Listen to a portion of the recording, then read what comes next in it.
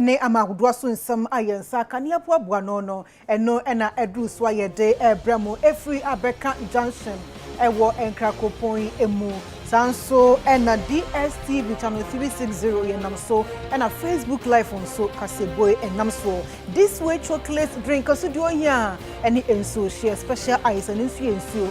ede emusu ekrojen kama and afa special drinks and enso mu gwakodo ebia ekoyie pa sa enwumako ene afoforo enkaye na akabom asoyasene ayede enwumre no nsiampamu kaseboy ebramo ewo YouTube so ewo enkran kasebo no de bedimu akotin bi enie Accelerated Oil and Gas Capacity Building Program one year to me wo hu ehyemu no ene wonom akojubiri house akochia na Adudankwa Ekufo ado Ghana ba penny first lady e de atodwa se e ba na pomudimu a nufusu e de mankoda ehia empanyimfo ma encheche enkwachi abatwo di nchro ekoso e wo memu no ene day wode ni nyina abawe na no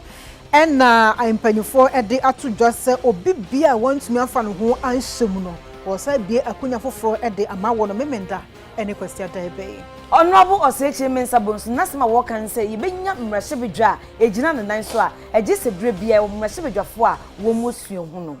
amagodwo so ensem emo no topa ye koduawuo akasa ewo Beirut port amenam so ekum nipa wo ha aduasanum ama nipa bese empim num so na epepra emu edene South Africa mampanyi Cyril Ramaphosa wapa committee bi wo mo beye hwehwemu afa eniema wo mo toto e COVID-19 ebre emo midin ade Afia Adutwumwaa Morosa mene Obahima Afia Akyere Asiedu Africa sebono emu ensam enie Nana Adudankwa Ekufo ado ema eye Ghana mepun dodo no akwanya ama wonom ekosua fango na afenso enframaja ehunimdie asa adwumadie no wotu din potokasam Accelerated Oil and Gas Capacity Building Program na woni etumidi wo hu ehyemu no enedai wonom akọ eye Jubilee House akọchia Nana Adudankwa Ekufo ado ene no abonkomo atwetwe niema afa enema pi ho eno na omampanyi enso efa akonya no so edeto omanim se ene die mada de omukosua no ehu hia ye pa ne senti wo hweso betumi ama eso abamfaso na afenso watumi ede aye adwuma ye dwumadie yi Ghana ban ene fa ho ka abro mo call eye Jubilee House no na osoafo a wo hwe ojahodin ensem so Peter Mewu na owobi na adu kire se enche fango enuma eye oil industry no ebesane ejane na so bi Mr. President, you are a champion of Ghanaian content and indigenizations within the oil and gas sector. In 2017, November, the Oil and Gas Accelerated Program was launched. We did remember quite positively that 5 candidates went through a vigorous and competitive selection processes to be selected to undergo this training in Canada. Mr. President, an amount of $250,000 was given out from Baker Hughes as a supporting element towards this agenda. I'm extremely excited because for the oil and gas sector to grow, your indigenization project, your Ghanaian content will only be realized if we begin to train Ghanaians. And on several platforms, Mr. President, you made mention that Ghanaians can do it. I'm happy today to announce that your vision of Ghanaians can do it within the oil and gas sector is gradually graduating to its vision. So, Mr. President, I have nothing but just to congratulate the Petroleum Commission, Baker Hughes, and all the other entities have played one role or another in making sure that these Ghanaians return back home. I first of all have to congratulate the graduates. Well done. You've gone, conquered, and come back. But I think, as the chief executive of Baker Hughes was saying, it is now that you're going to learn on the job the full dimensions of what you have learned in the classroom. I have to wish you the very best of luck. The matter that has gripped the attention of the world for the time being, the COVID-19 pandemic, has meant all kinds of adjustments to all the economies of the world, and to the various sectors, especially to the petroleum sector. But I have no doubt that soon things will find, the equilibrium will be restored. And I think that you will find that what you've gone to learn out there, there's going to be a lot of demand for your activities. You have to continue to work hard and work with integrity, knowing that you have a lot of people who will be willing you and wishing you success. So thank you very much for the courtesy of this visit, and I'm hoping that we'll hear more stories of the training, ongoing training. The resources are here in our country, so our responsibility is to make sure that we are the principal beneficiary of those resources, both not just in terms of their exploitation, but also in terms of the human resource that is responsible for developing it. And I think that this is a very good beginning that we have witnessed here this afternoon. So thank you. Ghana ba panyi Mame Rebecca Kufuado e de ato Ghana Health Service and the Ministry of Health anim se adaroma nufusu ya de ma ye ma enom ebra o mususu no e ya pomudimwa disua de bia na de ehia edi mu papa enti ma wontoto na sena wonye nchekere e ma omanfo nyina hu se ampa nufusu de ehia e ma enkoda apomuden. It's a real pleasure and honor to join you this afternoon on the official launch of the campaign Start Right, Feed Right from birth to 2 years during this year's World Breastfeeding Week. Let me start by expressing the UN's deepest appreciation to Her Excellency the First Lady of the Republic of Ghana, Mrs. Rebecca Kufuado, for your continued commitment to the health and well-being of children in Ghana, and especially to this important issue of good nutrition for newborn and young children. The UN in Ghana, led by UNICEF, WHO, FAO and WFP, will continue to partner with you on this important journey. It is worth noting that as a country, we have come a long way in our quest to ensure that all children born have the best start in life. But this journey has not been without challenges. We have faced some challenges along the way, beginning with adoption and implementation of the Baby-Friendly Hospitals Initiative. In this light, I urge the Ghana Health Service to expedite action on integrating key standards of the Baby-Friendly Hospital Initiative with the NHIA credentialing process to ensure that all facilities are and remain baby-friendly to the extent possible. Ye pese kire se akola bia wo na manan start ye woman brefe so asate ye se woman nu fon so man aduane papa na strength so man nu fo amani be 2 years se be ya be bo akola mu anyine ye ma onya ahode ma na dwem so abie and then so the First Lady and the Deputy Minister and the big Jina ma yes launch ya nationwide idea be na fimu nyina nti starting na bo kokko say even in the midst of the area be nyina no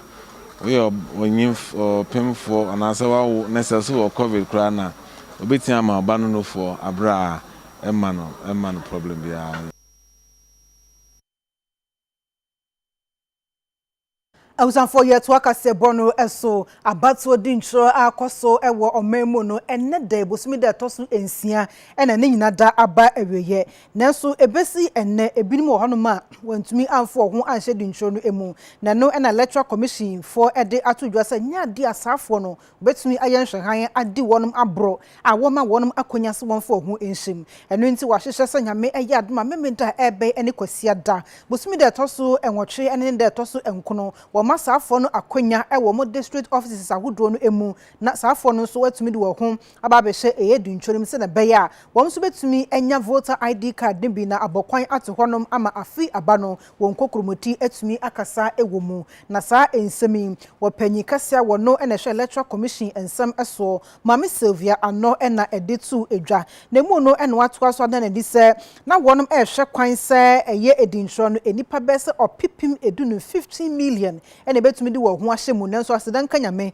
enipa watumi di wo ho ahyemu no eye opipim edunum achiri poso baako 15.1 million enam so amasese de wo bo Ghana fo a atwe wondi ena afeso electoral commission fo nyina baso na woni entumi afo ho ahyem ne de wo kyese enka echi ma wonom eye yisi wo mo district offices ni nyina mu memeda no kwasia da wo mbesa abie kwan ede amasafo no. Edin Chojumedie ya Ehun Ashanti Regional Security Council Asante Mantemu Suafo Honorable Simon Osemensa edi wom animnom wom akwapro e wo miamie bia yitrodin e ko hwe sede enena enema esite efa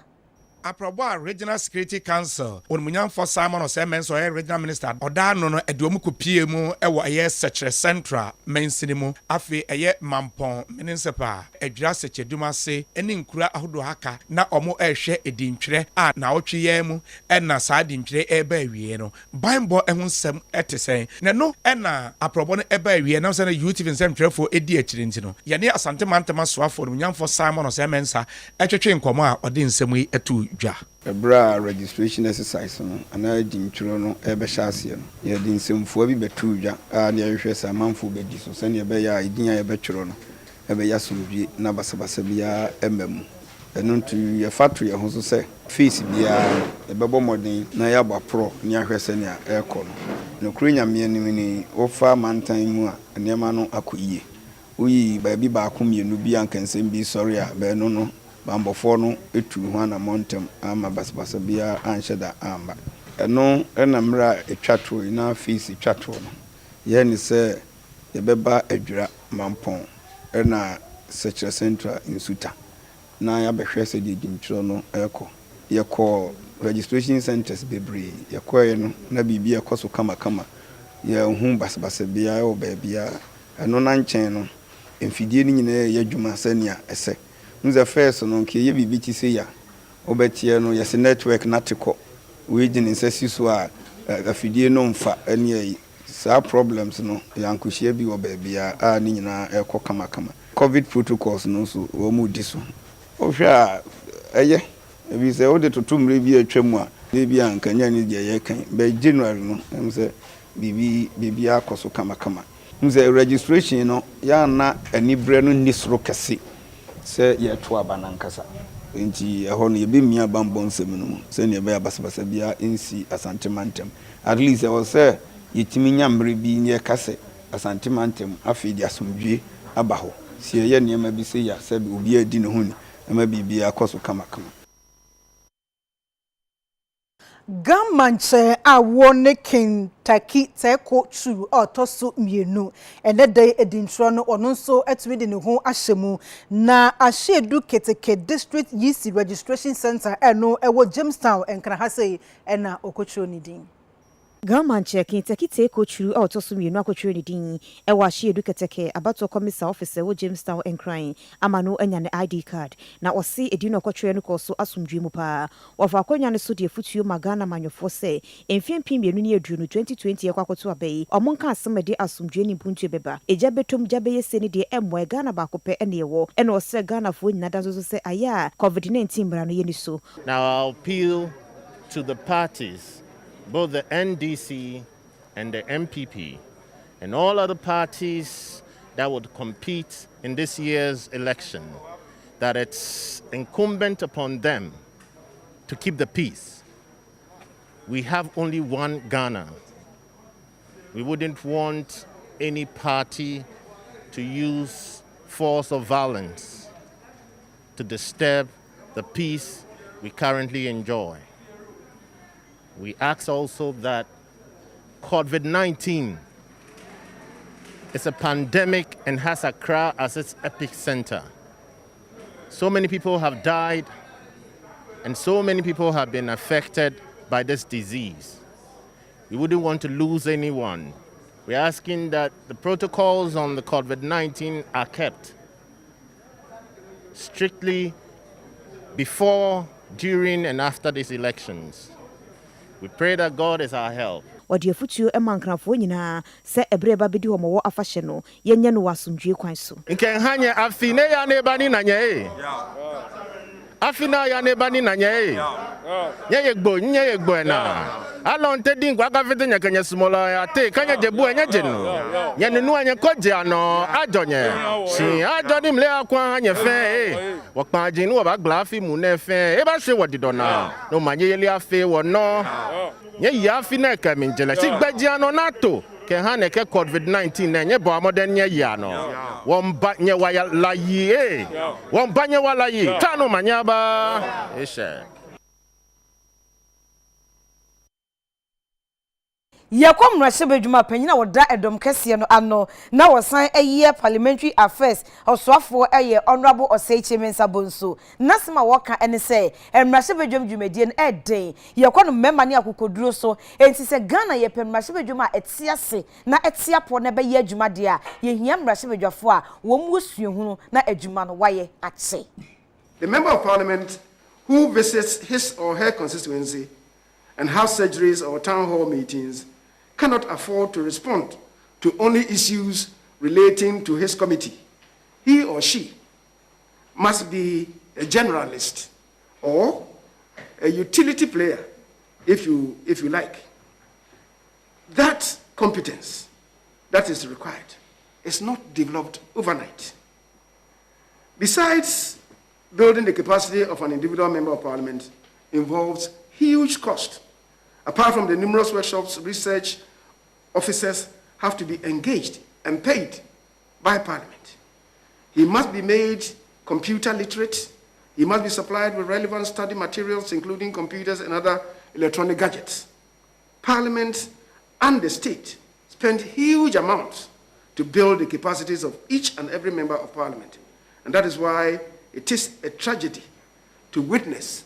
the frequent kicking out of members of Parliament and introduction of new ones who just come in to begin afresh and have to be run through the rudiments again and again. Among the three arms of government, Parliament is the weakest, and that is no thanks to the numerous coups d'etats that have plagued the country, which have each time truncated the growth of Parliament while continuing the executive and judiciary arms. Therefore, unlike in other jurisdictions where legislative careers are part of the governance system, the longest sustained period for us in Ghana has been the 27 years of this republic. Practice, they say,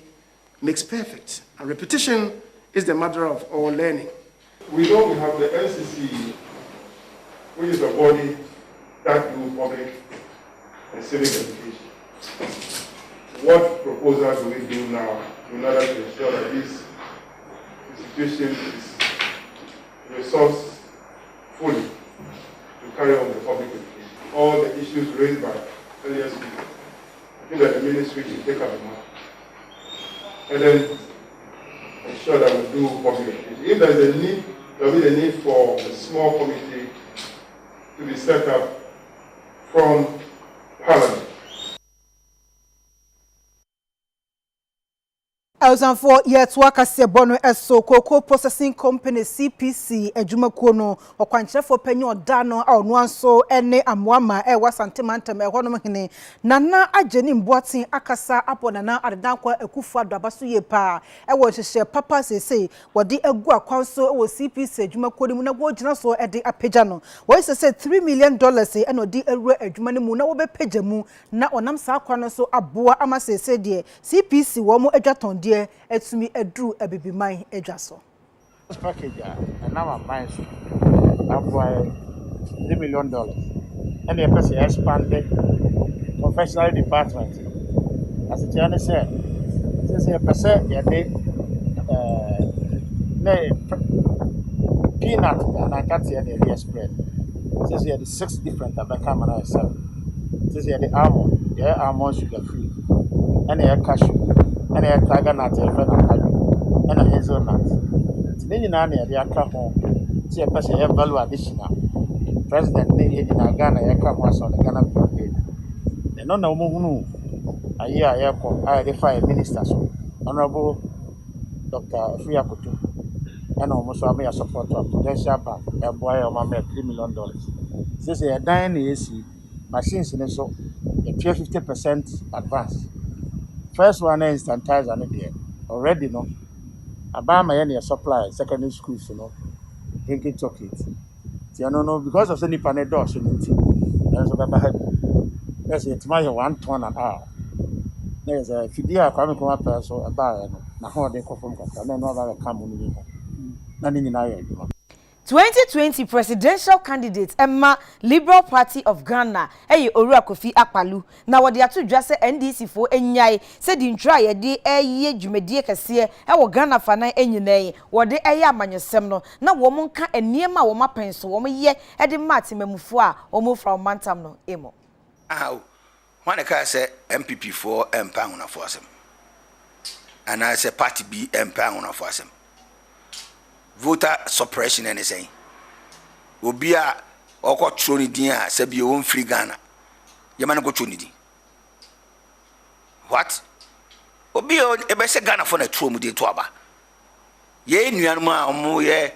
omo Togo ye busuafo no bi o Togo bi wo Ghana ye yenim ye ho to ye Ghana ni a ne fansa free Togo obi no be machine kwan so man ncho ni din omo aso ni mo omo oni me fia wo free mu wan be free Togo aba oba ncho ni din a ono nim se be free sa fie wem a ono timi nche ni fie oni en se bi wo mo keka bro ya dwene enti ase so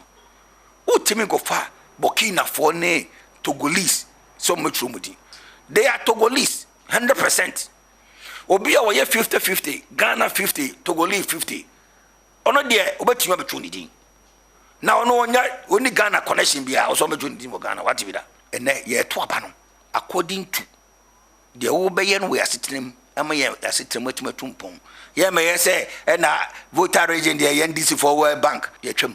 you see ye to aba ye to ne say e de be hye na de gu for ma e be boa wo bia asetrem e ye trouble na wo de after be hu say this way trouble politics na no ya mo for mo mami na nei omo fa ne no man omo ne tiko so onko central region onko central region go ere so onko lunch no bi go fantini na fanto fonto aba no ya so omo de tribal politics omo ni vision omo ni bibi omo ka kire obi se wenti to aba mame oka ga se mama se ene aye kegetia ene aye ba ko de say one interchange NDC for the omo ho ani wu papa NDC is a medwina ho kura mento ma se why Elsafo ye humeso enche ebeba sesia